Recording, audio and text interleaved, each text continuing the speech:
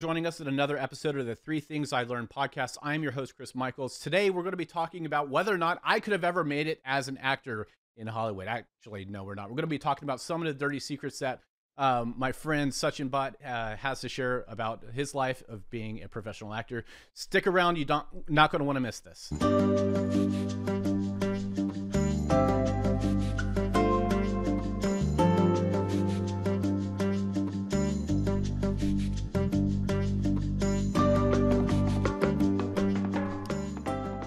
Being an actor may be something that a lot of you out there have wanted to pursue. Maybe you're a current student. Maybe you're somebody like my daughter who's given it their first try. She's in drama camp this summer.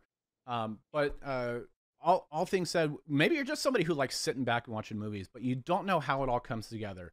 What's the type of dedication, the motivation that'll make somebody want to go from role to role and start as a starving artist to becoming a successful actor or actress in their craft? And what's really the hard work that goes into the mastery to continue to get gig after gig. My guest today is a friend of mine from high school. I got to first and foremost admit this, that when he was in high school up until college, I had a bit of a man crush on him because he's somebody who had the passion to go and do this for good. I started school as a musical theater vocal performance major and ended up giving it up. But Sachin Bhatt, thank you for joining us on today's show. Thank you for being a part of this. I'm interested in hearing a little bit more of what really carried you through it and how you went from just being this awesome vocalist in high school to, where you are today. I think actually what made me want you to be on the show. I was watching TV one afternoon, randomly put on How I Met Your Mother, and there you are doing a musical montage with one of the on-screen characters. I think it was the invisibility about the ring episode. As yes. Soon as Karen got the ring, she became invisible. But I saw you and I'm like, oh my gosh, it's Sachin. I need to send him a screenshot or whatever I could. So thank you for taking the time, first and foremost. Tell me, has this been a roller coaster for the past 15 years for you? First, I want to say thanks for having me. And yeah, absolutely. It's been a roller coaster. So many ups and downs. You just kind of get used to it eventually. It only took like 15 years to get used to it. Just only 15. Only 15. Yeah. Well, tell me, you went from, for those who don't know, we were in St. Louis, Missouri. And you were probably one of the three top vocalists. I think you did have one of the solos in our Masterworks, if I remember correctly. I think you might have in our... I didn't actually. I didn't have solo. Well, then you should have. Sure didn't. Should have taken David I had Logan's. A lot of stage fright then. A lot of stage fright singing that. So, well, how did you go from being somebody with a lot of stage fright to joining the Indiana University Conservatory and studying vocal performance? Well, I mean, I shouldn't say everyone, but a lot of people in our high school were studying with this woman, Sheila Dugan, and she was a great vocal teacher. And so I went to her and I asked her, oh, should I go into musical theater or opera? And she was like, you should do opera, definitely not musical theater. So I just continued on that path, and Indiana was one of the top three schools at the time, I think number one for opera. And so I just auditioned and luckily got in. And did you stick with opera, or did you end up, going more with the stage performance? Yeah, I did not stick with opera at all. I mean, I took vocal lessons, and that's all we studied. And at the end of the 4 years, I did a recital, and there was a lot of classical music in it. But throughout the 4 years, all I did was musical theater. So, were you more? Acapella group. Yeah. Were you more drawn to the performance aspect of embodying a character? Were you more drawn to the actual kind of vocalization? Like, what was the motivation for you, or I what actually drew think you my in? voice was more suited for musical theater than opera. It wasn't as big and full as some of the other people there, and also just the stories that musical theater had was more interesting to me than opera. Opera is amazing and it's so beautiful. And now I don't even know where it's gone. I actually haven't kept up, sadly, with it. But at the time of what I saw at the school, everything was more conservative, and I wanted to do more things that were risky, and musical theater brought that out. Well, if you're going for risk, there's not much risk in Verdi and a lot of the classical operas that are out there. Yeah, yeah, Well, exactly. so you went from studying at one of the top schools in the country to, if I remember correctly, you landed some pretty nice roles in touring musicals, and am I Yeah, right it in was actually timing? a pretty good start. I moved to New York after Indiana, and I auditioned for musical theater. And the first 6 months were rough, but then I booked Chino and West Side Story, which traveled around Asia and Europe, and that was still to this day the best musical theater I've done. Like, it was with Joey McNeely, who's a Broadway director, and he actually worked with some of the original company of West Side Story, Jerome Robbins. So it was amazing. And then during a break, I ended up booking the lead on a national U.S. tour of Bombay Dreams, booking the lead role. So I ended up leaving West Side Story for that. So that was the start and kind of the end of my musical theater journey in New York. Well, so what was the difference of being on tour versus being, in a house actor where you're doing 4 or 5 shows a night in one theater versus being on tour? No, it's still, I mean, I was on tour for both. I just left doing an international tour to doing Okay. more of a US tour. Okay. And it was exhausting. We were in each city about 2 weeks, sometimes three. And really, you're only doing 3 hours a night. Right. You're doing one show, and then on the weekends, you have two. But the entire day, for me, it was recovering and getting energy for those 3 hours.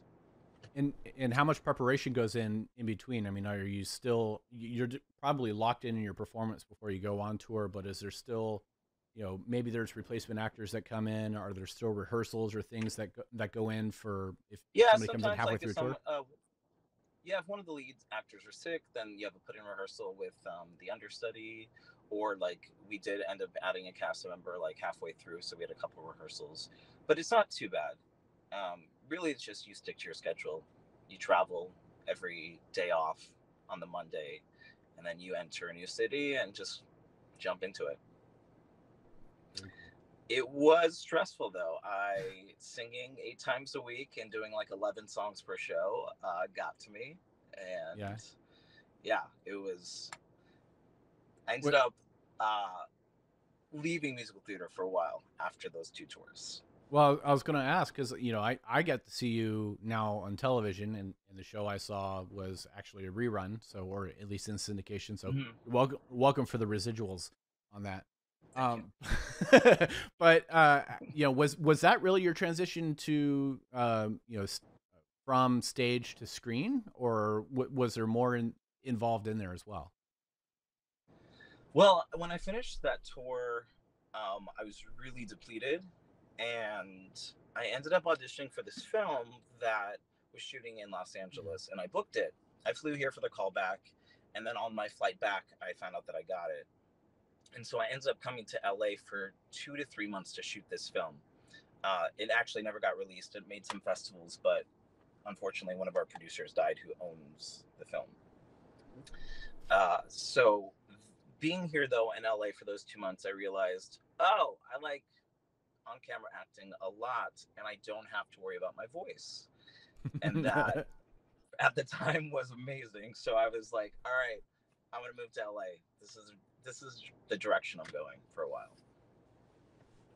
So come to LA, and then um, you know, is the adage true about the starving actor?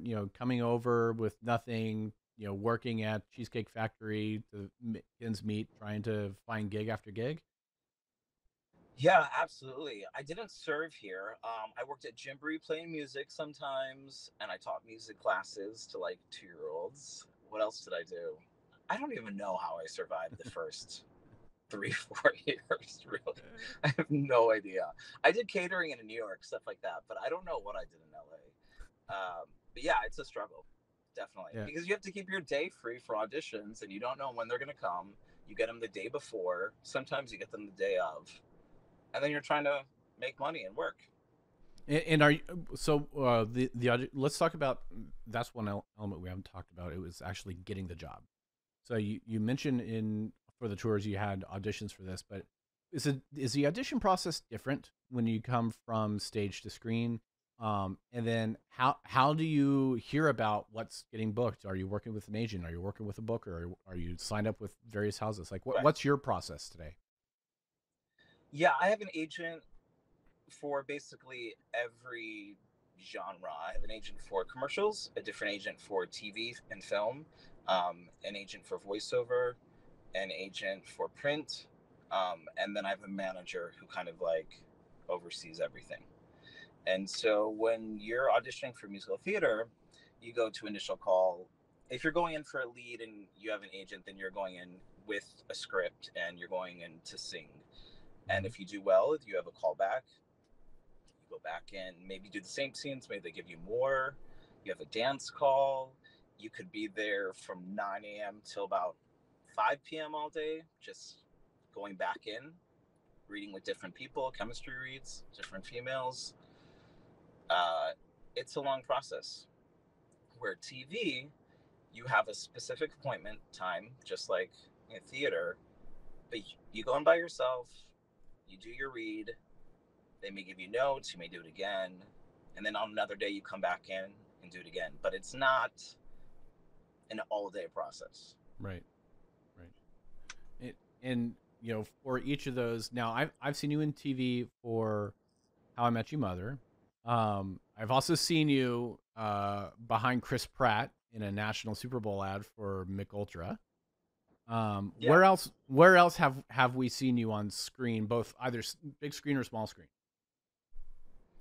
I have 5 commercials running right now, so I'm dancing in a hotels.com in some purple spandex, stomping grapes. So that one's playing a lot.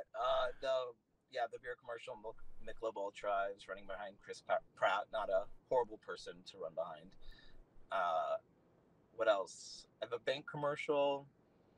Um, I'm in a commercial with Joe McHale for Enterprise and a Volkswagen.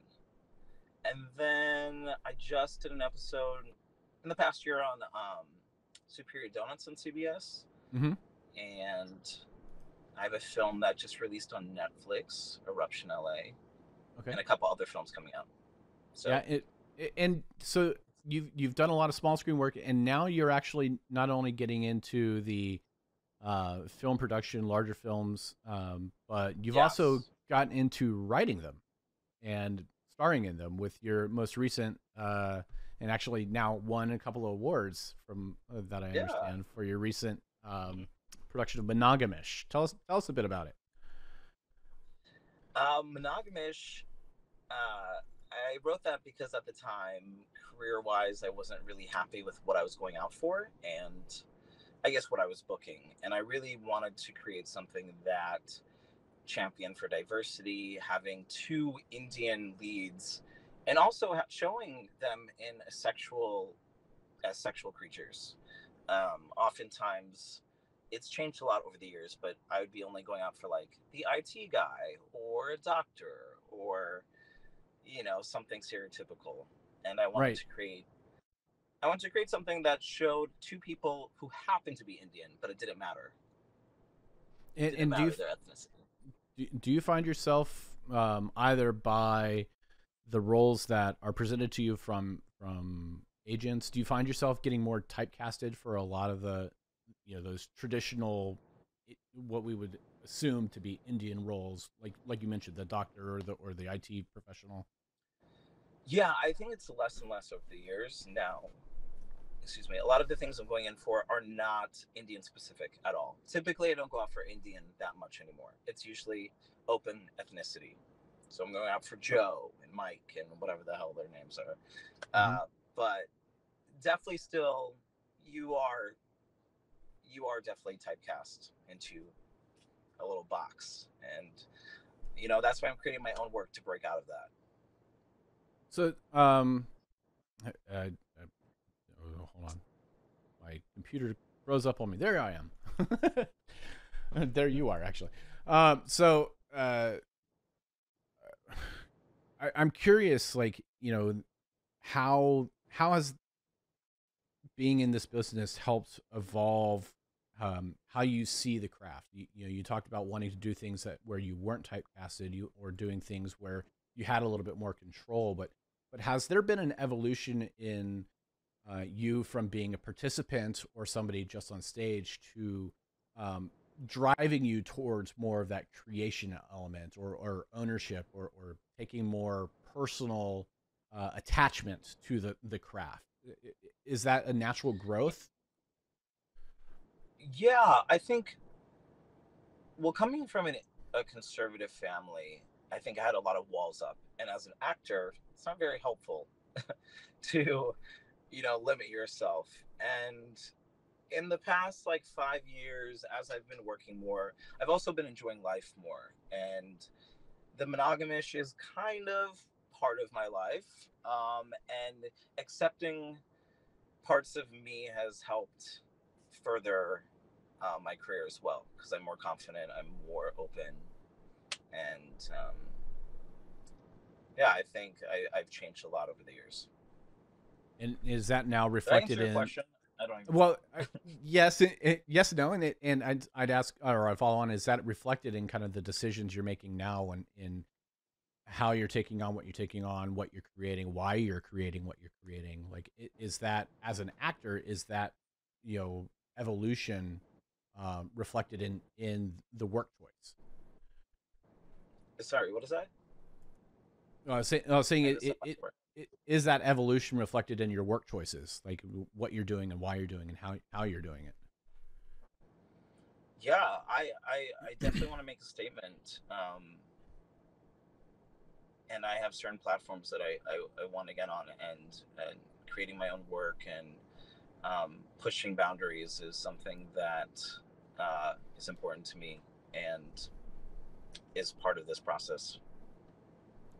So pushing those boundaries, is that difficult, given many times you're at somebody else's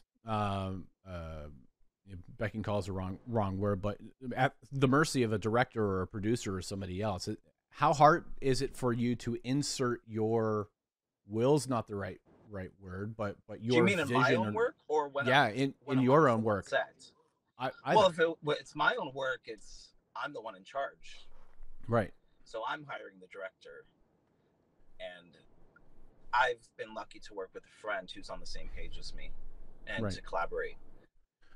But yeah, we're working together, and we have the same vision before we start. So it's an amazing process. The lead girl, Nishimunchi, who's in Monogamish, she's booked many series regular roles, leads, and CBS pilots. And actually, we're meeting later today because she just enjoyed working with us so much. So we're working on something together. Awesome. Creating something together. Yeah. It's that common for somebody to find like that chemistry and say, we want to do more together? It is. I mean, think about like Judd Apatow and like Adam Sandler, that whole crew. I mean, that's what they did. They worked with their friends and they kept doing it, and that's what we're doing as well. End up creating your own troupe, almost. Mm-hmm. Yeah. Well, awesome. So I don't want to keep too much more of your time. We've gone about 18, 19 minutes now just talking about you and your growth. I would love to talk about, get into maybe those three things that you've learned over the past 15 years of being an actor. Yeah. So let's jump to your first one. You sent me the list. Oh, wait. Did I write them down? Okay, the first one is get comfortable. Oh, there it is. Get comfortable with projection. Yes. Because you're going to go out a bunch and you're not going to get anything. Most of the time, you're not going to get the role. So just get comfortable with that. Is it's it very more humbling and humbling career? It's more striking out than actually even getting a base hit at times. Yes. you know, they say every no is you're closer to a yes. So just know that you're going to get a lot of no's. It's such a subjective industry, right? Like, Right. there was a casting director who told me once, okay, don't smile big because the producers of the show don't like to see gums on like above the teeth. And mine, Okay. sometimes you see when I smile, and they don't like that. They won't ever cast someone who you can see their gums. See, that's one place where I could actually Like, win, what? because you can't see my teeth at all when I smile. So You would have booked the role. You should have gone out awesome, for it. awesome. Yeah. Yeah, but see, I don't have the It's agent, like so I wouldn't know. you can't worry about it. Just do your best, have fun in the room, and then leave it because it's so subjective. Well, I guess that subjectivity is why you started taking things in your own hands, and why I think your second point is so important, right? Yes, to create your own work. It's true though, and especially as a minority, you know, we can't expect people to tell our story when they don't know it. So it's our job to create more work for ourselves, and it'll help actually, you know, other young, you know, adults who want to get into this industry and to see, you know, familiar faces on the screen and show that they can do this as well. So it's our responsibility. And I think the other thing is just gets you more familiar with, or comfortable, whether you're creating and, you know, shifting roles, right? Going from an actor to a writer, or a writer to a director, or production. Like, you're learning more of the business. I learned so much about what I was doing wrong auditioning wise when I wrote Monogamish, because there was all these little beats in between the lines that I knew as the writer, and yet when I was auditioning for someone else's script, I don't know if I was always seeing those. So it definitely helped. It definitely helped me with acting, writing. Right. And does it help as well in terms of now becoming a producer and having a, you know, that 5,000 or 10,000 foot view of where your vision is in production, and why you brought on what director, or cast what other cast members? Yeah, it's just more confidence in myself and in the stories I want to tell. And yeah, I'm excited to create more. Yeah. Well, your third one, I think, was I was gonna say your third one that you have here, I think was it Helen Mirren quote, or somebody had Actually said it this? wasn't, but I was just watching Masterclass with Helen Mirren, and she said the same thing, and so I just thought that was funny. Yeah, don't put your hands in your pockets ever. It's a bad acting choice. It's lazy. So much emotion comes from the body, not even so much the face. And you're like limiting yourself by locking your hands in your pocket. Yeah, maybe you look casual, but you're kind of acting casual instead of being casual. Right. It's just a bad choice to do it. Well, it's a bad choice on screen. It's a bad choice in business. I mean, for us, you never want to be sitting there. Otherwise, you non-verbally, you look disconnected, or at least that you're not receptive to criticism, or you're not engaged in the conversation of what you're having with the person that you're having. Absolutely. So. Well, let's see. Never put your hands in your pocket.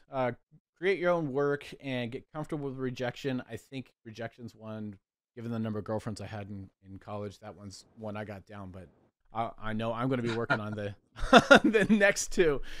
But thank you so much, Sachin, for taking the time out to talk with us, to give us your thoughts and input.